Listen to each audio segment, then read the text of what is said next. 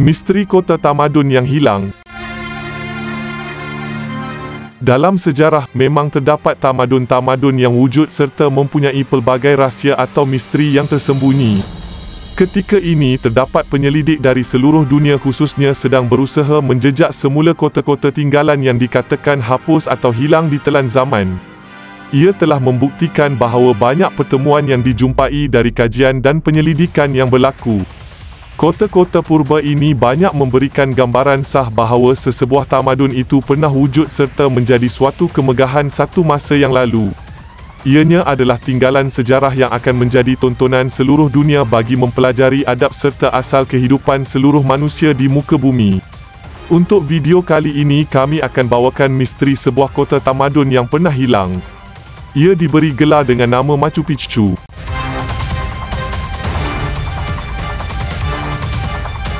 Apa itu Machu Picchu? Machu Picchu, yang bermaksud Gunung Tua dalam bahasa Quechua, sering juga disebut Kota Inca yang hilang, adalah sebuah lokasi runtuhan Inca pra-Columbus yang terletak di wilayah pergunungan pada ketinggian sekitar 2,350 meter di atas permukaan laut. Machu Picchu berada di atas lembah Urubamba di Peru, sekitar 70 km ke barat Laut Casco. Merupakan simbol kerajaan Inca yang paling terkenal. Dibangunkan pada sekitar tahun 1450 tetapi ditinggalkan 100 tahun kemudian ketika bangsa Sepanyol berjaya menakluki kerajaan Inca. Tapak bersejarah ini telah dilupakan oleh masyarakat dunia antarabangsa tetapi tidak oleh masyarakat tempatannya. Tapak ini kembali ditemukan oleh seorang ahli arkeologi dari Universiti Yale yang bernama Hiram Bingham III yang menemukannya kembali pada tahun 1911. Sejak itu, Machu Picchu menjadi bahan pelancongan berasaskan sejarah yang menarik bagi para pelancong tempatan maupun asing. Machu Picchu dibangun dengan gaya Inca kuno dengan batu tembok berpelica. Bangunan utamanya adalah Intihuatana kuil matahari dan ruangan 3 jendela. Tempat-tempat ini disebut sebagai distrik sakral dari Machu Picchu.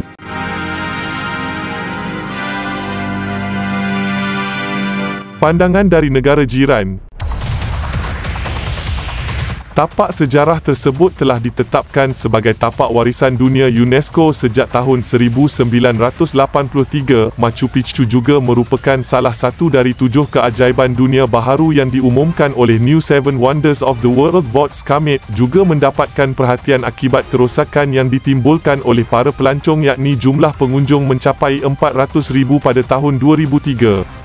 Pada bulan September tahun 2007, Peru melakukan usaha-usaha legal atau perundangan dengan hasil tercapainya sebuah persetujuan dengan Universiti Yale untuk mengambil kembali artifak-artifak yang pernah dibawa oleh Bingham dari tapak sejarah tersebut pada awal abad ke-20.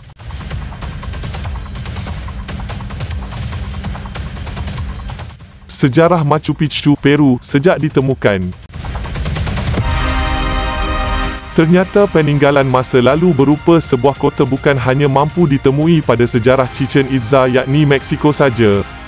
Di belahan bumi lainnya, tepatnya di Peru, ada sebuah kota peninggalan peradaban maju.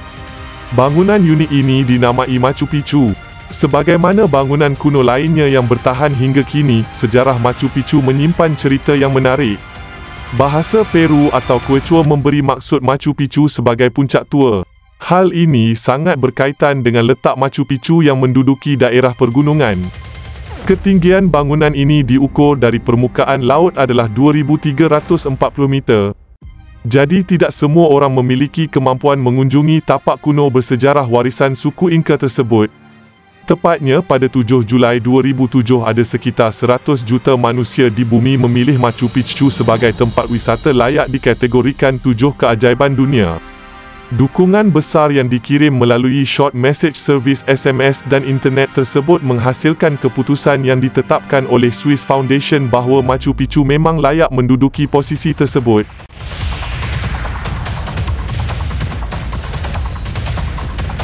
Proses penemuan. Penemuan perdananya dilakukan oleh seorang arkeologi asal Yale University, United States of America.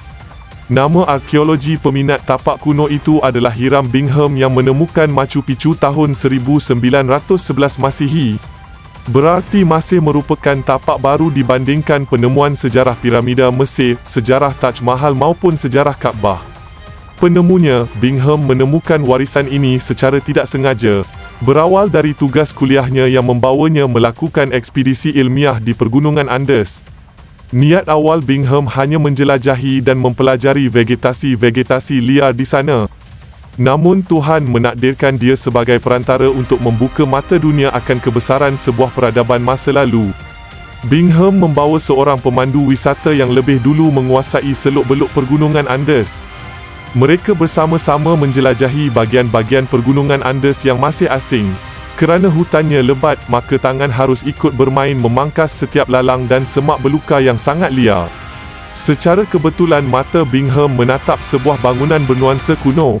Saat itu bangunan megah tersebut masih sangat sama kerana tertutup banyaknya pepohonan dan lalang tinggi. Tentu saja Bingham dengan pemandunya tidak langsung mempercayai mata normal mereka.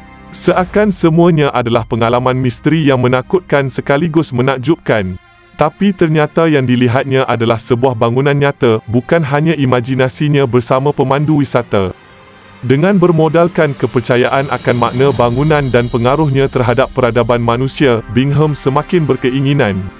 Ia sangat yakin bahawa bangunan yang dilihatnya adalah bangunan petunjuk untuk menguak kebesaran peradaban suku Inca di atas bumi. Banyak penelitian kemudian dilaksanakan pihak-pihak terkait di area Machu Picchu. Kabar tentang artifak bernilai mahal, pemandangan indah serta petunjuk-petunjuk kuno lainnya lalu cepat menyebar ke seluruh Amerika dan dunia.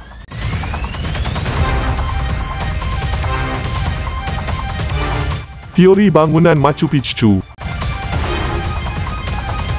Tapak arkeologi tersebut adalah bekas bangunan yang dimiliki suku Inca pada masa sebelum Columbus menemukan benua Amerika.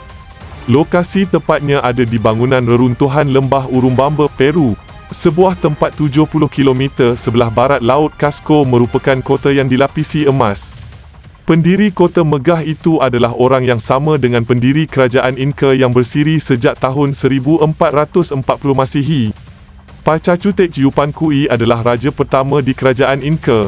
Beliau mendirikan Machu Picchu sebagai lambang pengabdian dan komuniti mereka yang abadi di tengah lebatnya hutan Amazon dan di hulu sungai Urubamba. Perlu diketahui bahawa hutan Amazon adalah salah satu hutan terhijau di dunia yang menyumbang banyak oksigen bagi wilayah Amerika maupun dunia. Banyak satwa dan flora langka yang menempati hutan hijau tersebut. Kerana tergolong baru ditemukan, segeralah muncul banyak spekulasi mengenai bekas reruntuhan bangunan yang datang dari berabad-abad lampau. Ada banyak ahli yang mengeluarkan teori baru sekilas mendokumentasi penemuan kota megah di atas bukit. Beberapa di antara mereka meyakini Machu Picchu bukan sebagai kota administratif, melainkan makam dari pendiri kerajaan Inca Pachacutec. Teori yang mendukung Machu Picchu sebagai bangunan makam didasari oleh banyaknya bahagian bangunan di sana yang berlapis emas. Sementara teori lain yang bersikukuh menganggap Machu Picchu sebagai ilakta kota administratif yang normalnya menjadi pusat ekonomi dari wilayah-wilayah kecil bawahan kerajaan Inca belum memberi bukti konkret. Orang-orang ini yakin bahawa para bangsawan Inca bertempat tinggal di Machu Picchu. Ternyata bukan hanya dua teori saja yang mewarnai pembangunan Machu Picchu. Sebahagian ahli mengeluarkan teori bahawa Machu Picchu adalah vila orang-orang berpengaruh dari kerajaan Inca. Tempat itu juga menjadi lokasi upacara observasi astrologi dan musim. Sedikit banyak kita jadi kembali teringat dengan sejarah Chichen Itza, Meksiko yang juga terkenal dengan kecanggihan bangunannya serta hubungan erat mereka dengan ilmu astronomi. Bangunan di sana bahkan memiliki hitungan tersendiri yang semuanya berhubungan dengan ilmu pengetahuan mereka. Sementara itu, masyarakat setempat meyakini siluet gunung yang dalam bahasa mereka disebut Huayna Picchu alias Gunung Muda adalah hidung orang Inca yang menghadap langit.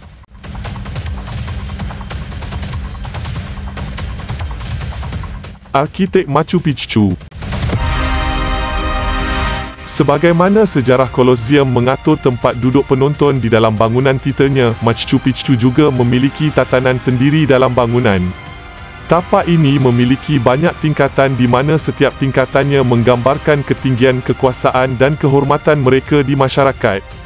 Jadi sudah dapat ditebak bahawa kehidupan orang Inca bertentangan dengan sejarah HAM di dunia. Semakin orang Inca memiliki jabatan tinggi, maka semakin tinggi pula tingkat duduk mereka di kota Machu Picchu. Yang perlu digarisbawahi hanyalah tingkat puncak di Machu Picchu. Masyarakat Inca menggunakan area tertinggi Machu Picchu sebagai tempat memberi penghormatan kepada matahari. Upacara ini dilaksanakan setiap hari oleh penduduk Inca.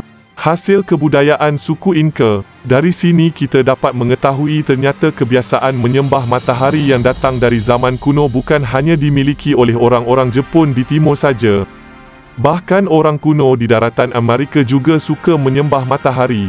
Mungkin kerana mereka merasa kehidupan di dunia tidak akan berjalan normal, bahkan mengerikan sekali jika tidak ada matahari yang berputar setiap hari. Perbedaannya ada pada hasil budaya masyarakat Inca yang sudah tergolong maju, hampir sebagaimana suku Maya menggegarkan penelitian moden.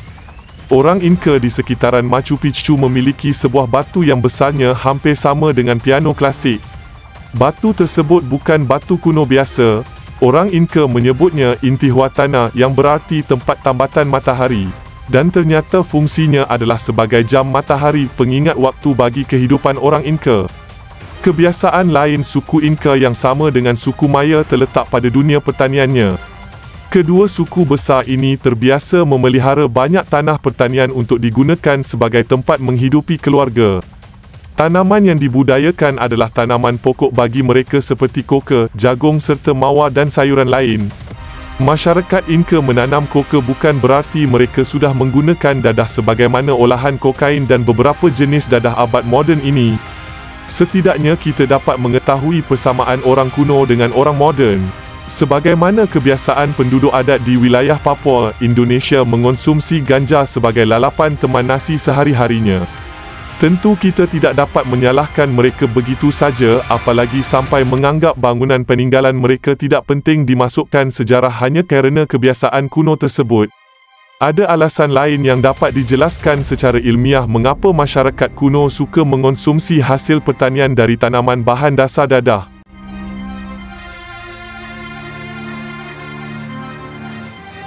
Machu Picchu dikosongkan. Masih terkait dengan suku Maya, ternyata suku Inca juga meninggalkan kota megah mereka. Sebagaimana suku Maya meninggalkan Chichen Itza mereka kerana pendatang baru, orang-orang Inca juga meninggalkan Machu Picchu kerana kedatangan bangsa Sepanyol di wilayah Amerika Selatan. Hal ini sudah memiliki banyak bukti berupa peninggalan benda kuno di Machu Picchu. Para ahli dan arkeologi memiliki pendapat berbeza dengan kenyataan di Machu Picchu. Bagi mereka, orang-orang Inca yang pergi dari kota Machu Picchu diakibatkan oleh wabak cacar yang hampir menjadi masalah dan darurat. Ada lebih dari setengah penduduk kota yang tewas diserang cacar sekitar tahun 1527 Masihi. Wabah penyakit ini kemudian melemahkan kebesaran Inca. Ada banyak perang sesama di internal kerajaan. Di manapun tempatnya, sebuah bangunan kuno yang memiliki riwayat berdarah akibat perang maupun penyiksaan akan selalu memberi ketakutan bagi generasi setelahnya. Selepas kerajaan Inca benar-benar hancur kerana perang saudara, seorang warga negara Sepanyol bernama Pizarro baru datang ke Cusco. Waktu itu tahun menunjukkan angka 1532 Masihi dan Machu Picchu terlanjur menjadi kota berhantu yang keindahan di atas awannya tidak patut dikuasai oleh Sepanyol. Sebenarnya hanya Machu Picchu lah satu-satunya simbol kekuasaan kerajaan Inca yang pernah dikenal hampir sebesar kekuasaan suku Maya.